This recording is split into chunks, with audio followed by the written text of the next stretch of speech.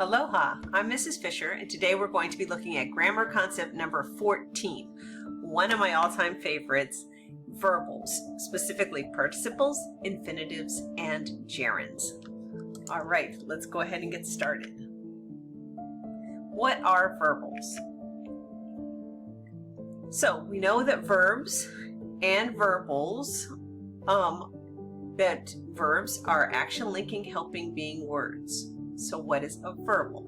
I remember being shocked when I first found out there was such a thing as a verbal because they are verbs not acting as verbs. And I'm like, how am I supposed to ever understand all of these grammar concepts when now I have a verb isn't even a verb, it's acting like something else. But now I understand it all, and so will you. So there are three types of verbals, and I made it easy to remember by this cute little thing, PIG, P-I-G. Participles, infinitives, and gerunds. I use that acronym to recall my verbals. So let's start off with our P. So what are participles or participial phrases? What are they? So let's look what those are. So what are these verbs acting like? Those are my sisters and I. Participles, verbs. Verbals. Yee-haw!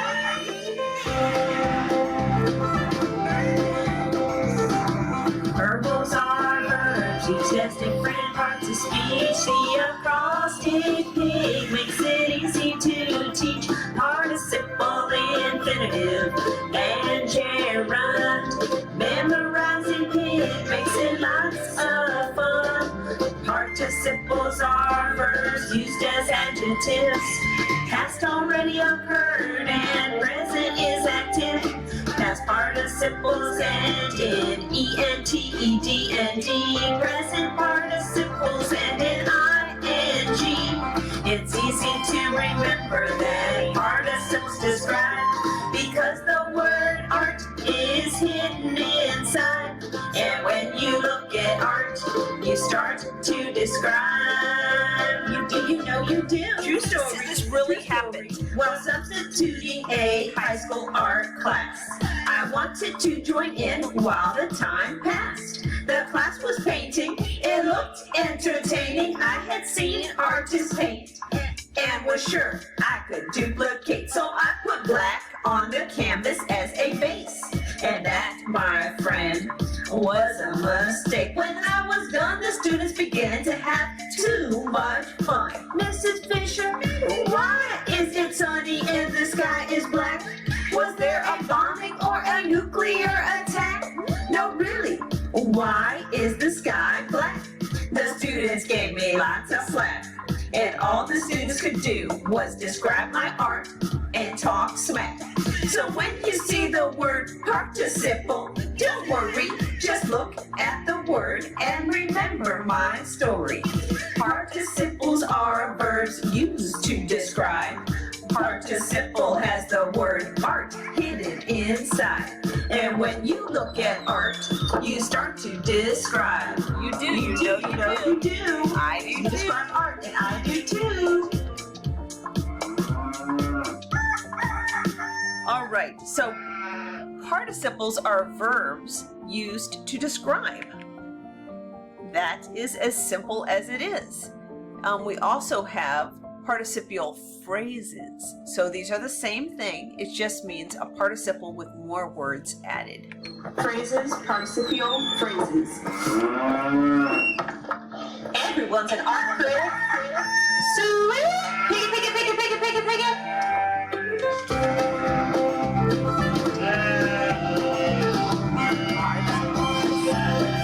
Artsy participles to infinitive and beyond. And sharing my PIG makes verbals lots of fun. Artsy participles, you know they describe to infinity and beyond. Makes infinitives recognize. And sharing my PIG, he makes that ing sound. And I name my PIG Jared because you know he is a noun. With just a hint of who. That's such a fun song, and I love the way it rhymes. Well, please explain participles to me one more adjectives. Past already occurred and present is active. Past participles end in ENT, ED, and D. Present participles end in ING.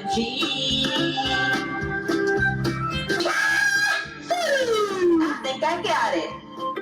That's my daughter. Participial phrases have complements, like closing her eyes, Nikki braced for the accident. It's easy to remember that participles describe, because the word art is hidden inside. Both gerunds and participles end in ing, but participles are the ones that are describing. Participles do describe. There are verb phrases used to describe nouns and pronouns, like closing her eyes describe Nikki. Jared? Where is that pig? This helps you remember it. Artsy participles to infinitive and beyond. And Jared, my pig, makes verbals lots of fun. Artsy participles, you know they describe to infinity and beyond. Makes infinitives recognized. And Jared, my pig, makes that ing sound. And I name my pig Jared because my pig is a noun. I know everybody wants to describe art, but seriously, why is it so inside is black? Why did you paint your portrait like that? That really was a question they asked. All right, so it helps you to remember that participles are describing because you see the word art, and when you look at art, you know you start to describe it. So, see if you can find the participles in the sentence, the broken pipe left running water all over the house. The boy's running shoes were left at the gym. My mom's writing tablet was filled with quotes from my dad. My dad's drafting table is an antique. So, why are participles even important? Well, during testing, you'll need to be sure that both gerunds and participles are not dangling modifiers. So you'll learn about after climbing the mountain, the flag was raised. After Frank climbed the mountain, he raised the flag. You need to know who, that's why it's dangling. In this case, who was climbing was not specified. Participle dangling. The man wore the tie hanging in the closet. In this case, the modifier hanging in the closet needs clarity. The man wore the tie that was hanging in the closet. Otherwise, it sounds like the man is hanging in the closet. All right, so we just learned that participles function as adjectives and they describe pronouns and nouns. Next, we're going to learn about infinitive phrases and what they function as.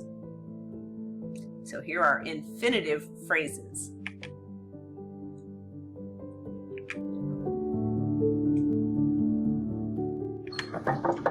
Phrases, infinitive phrases. Silly!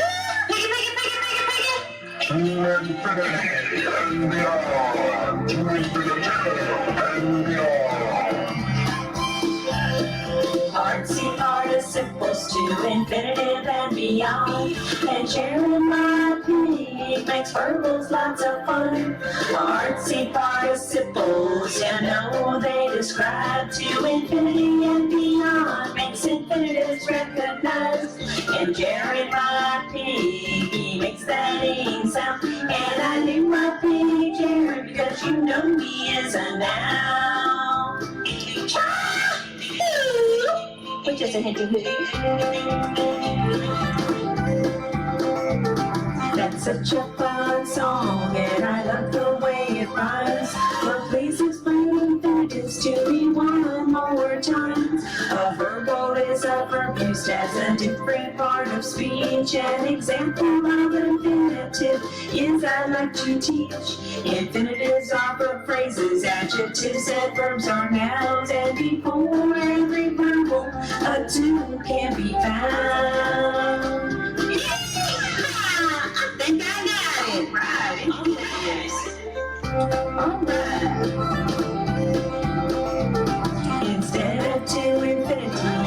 think infinitive, and I'll find the infinitive as long as I live.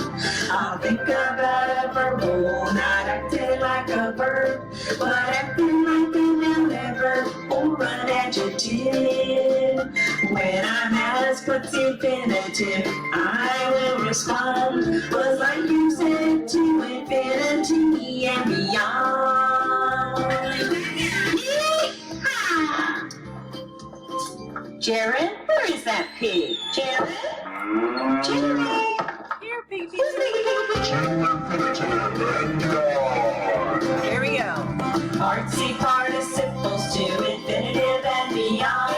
And Jared Bob Pig makes verbals lots of fun. Artsy participles, you know they describe to infinity and beyond. Makes infinitives recognize.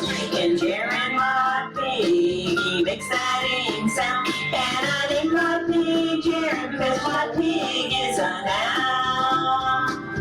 To infinitive and beyond. Put a 2 in front of the verb and it's an infinitive. To infinitive and beyond. All right. So you can see why I love verbal so much, because it's such a cute little song. All right. So therefore, I use Buzz Lightyear because he said to infinity and beyond. And that infinity sounds like infinitive, and an infinitive phrase starts with the word to and is followed by a verb. So, to infinity and beyond, I like to, and then we have that verb teach. So it is so neat because then I can remember all my infinitive phrases start with to. So I like to teach, I like to play my violin, I like to, right, so to.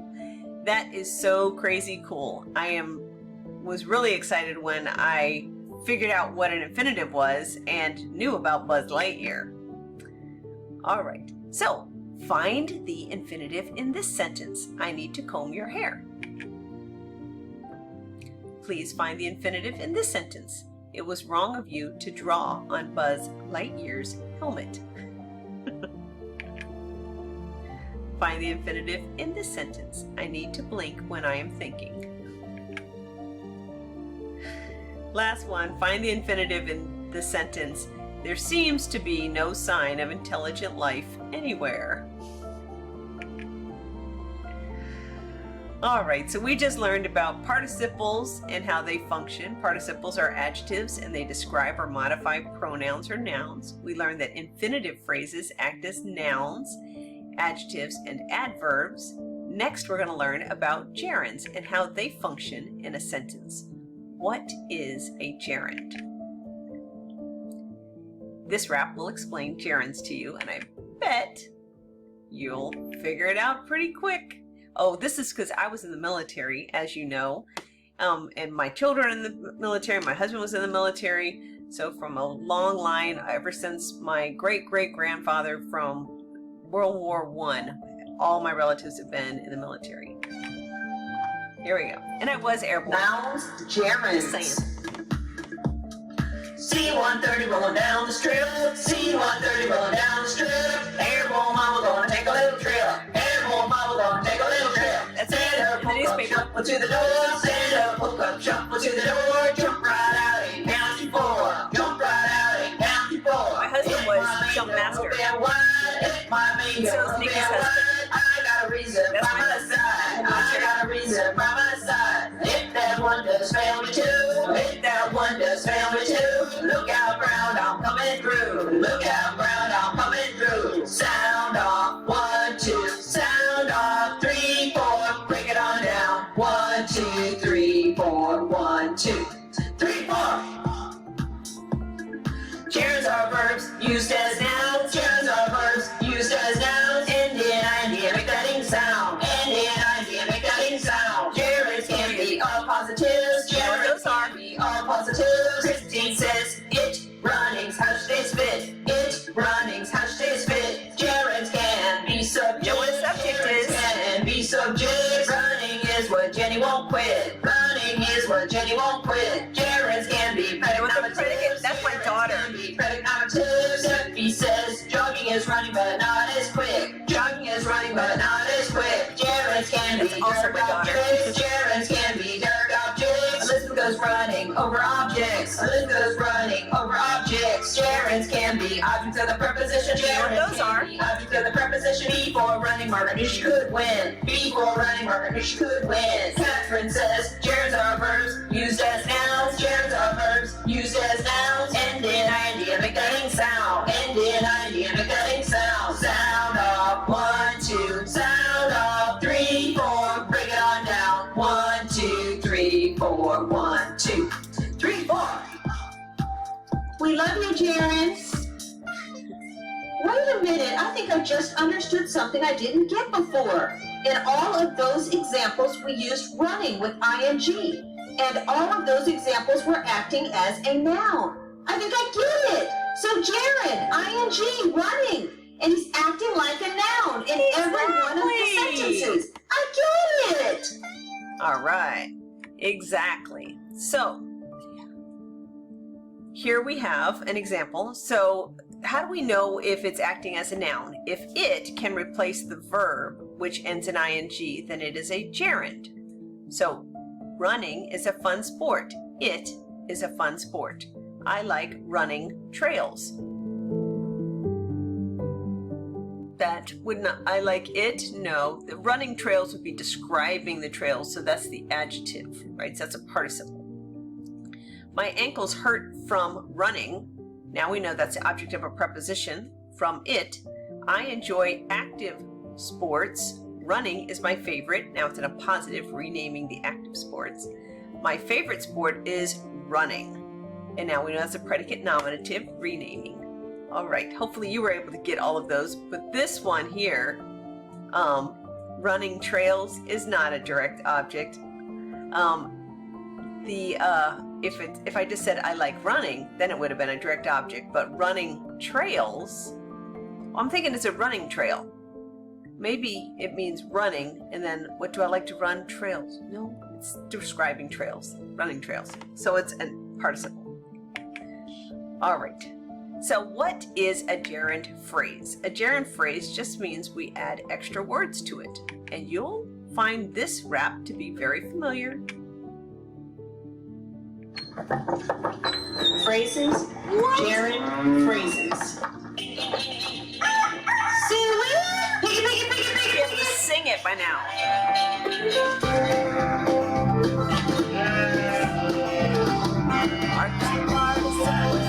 Artsy participles to infinitive and beyond. And gerund my pig makes verbals lots of fun. Artsy participles, you know they describe to infinity and beyond. Makes infinitives recognize. And gerund my pig, he makes that ing sound. And I name my pig gerund because you know he is a noun.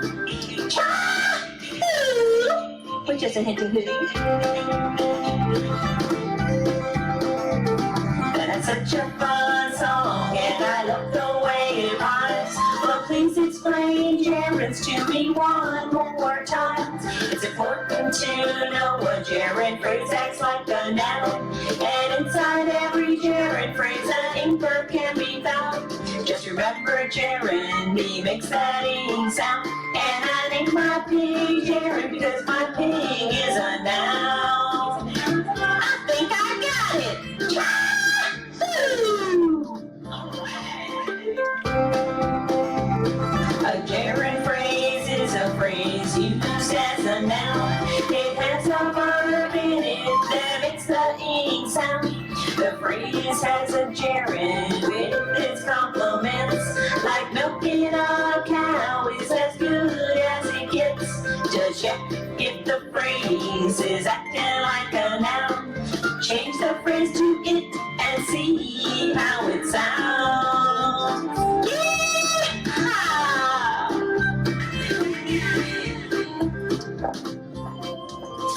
Gerund, where is that pig? Gerund? All right, sing it with it. Come on, guys, sing it with me. You know this song now. Artsy participles to infinitive and beyond. And gerund my pig makes verbals lots of fun. Artsy participles participles, you know they describe to infinity and beyond. Makes infinitives recognized in gerund my pig. He makes that ing sound, and I named my pig gerund because my pig is a noun.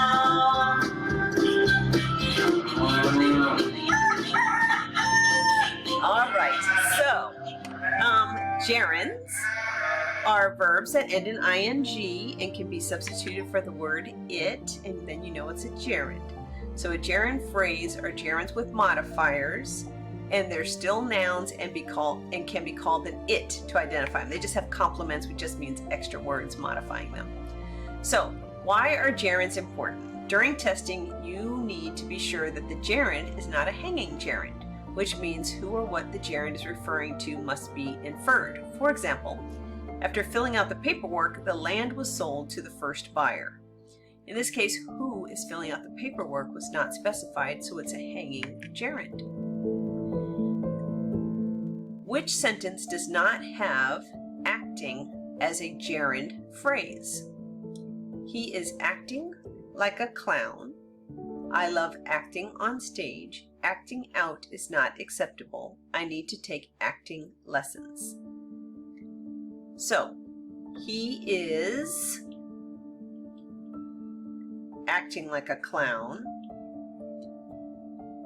I love acting on stage. Which one did you pick?